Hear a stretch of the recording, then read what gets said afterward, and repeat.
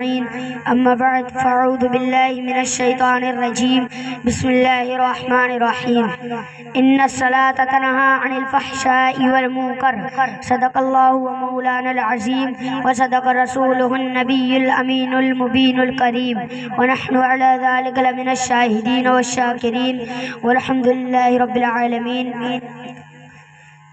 آئیے سب سے پہلے شفع روز محشر ہم بے بسوں کے بس ہم بے کسوں کے کس لمبے لمبے ہاتھوں سے بھیک دینے والے آقا حضور احمد مجتبی رحمت دو جہاں کی بارگاہ میں جھوم جھوم کر نذرانہ درود السلام پیش کریں. پڑھیے وہ آواز بلند اللہم صلی اللہ سیدنا مولانا محمد مبارک وسلم الصلاۃ والسلام علیک یا رسول اللہ صلی اللہ علیہ وسلم.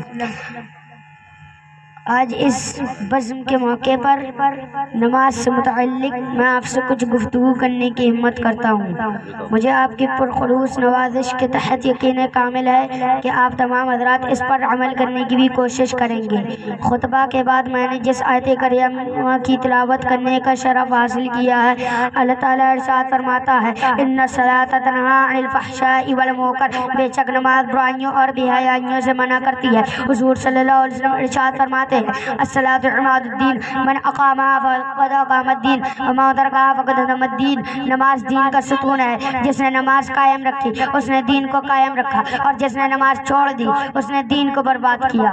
عزیزان محترم، ایمان اور عقیدہ کے بعد مذہب اسلام کے اندر تمام عبادتوں میں افضل اور تمام فرائض میں اہم نماز ہے. اگر نماز اخلاص قلب کے ساتھ پڑھی جائے تو اس کی برکت سے تمام گناہ ختم ہو جاتے ہیں. جیسا کہ سیدنا حضرت ابو ذر رضی اللہ تعالیٰ عنہ کا بیان ہے، ایک مرتبہ حضور تاجدار مدینہ صلی اللہ علیہ وسلم جاڑ کے موسم میں مدینہ منورہ سے باہر تشریف لے گئے.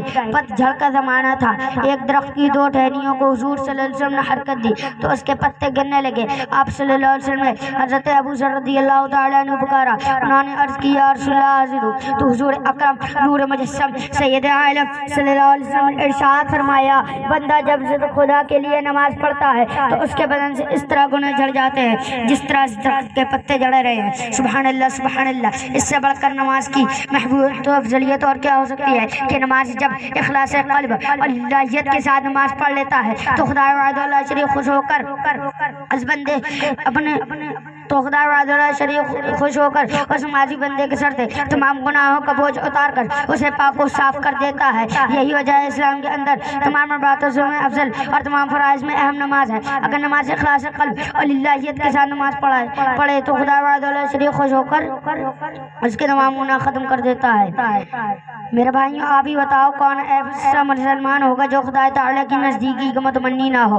میں تو پورے یقین کے ساتھ کہتا ہوں ہر مسلمان کی سب سے بڑی خواہش اور سب سے بڑی آرزو یہی ہے کہ اسے خدا تعالیٰ کی نزدیکی حاصل ہو جائے اور پروردگار عالم اسے اپنا مقرب بنا لے. مگر افسوس صدا افسوس آج ہم اور آپ اس سے قدائی غافل اور لاپرواہ ہو گئے ہیں. برادران ملت اسلامیہ، آپ یقین کریں رب کائنات بڑا ہی مہربان ہے اور رحم و کرم والا ہے. جب کوئی بندہ اس کی بارگاہ بے نیاز میں نیاز مندی کا انداز پیش کرتا ہے تو اس کو حضور اپنی ناک سے دم رگڑتا ہے اور سبحان ربی الاعلی سبحان ربی الاعلی کہہ کر اس کے عظمت و سطوت اور شوکت و دبدبہ کو جھک کر سلام کرنے لگتی ہے. برادران ملت اسلامیہ، یہ نماز تمام کامیابیوں کی ضمانت ہے. نماز رضا الہی کے سبب ہے. نماز مصطفیٰ کے آنکھوں کی ٹھنڈک ہے. نماز جنت کی کنجی ہے. نماز فرشتوں کی پسندیدہ شے ہے.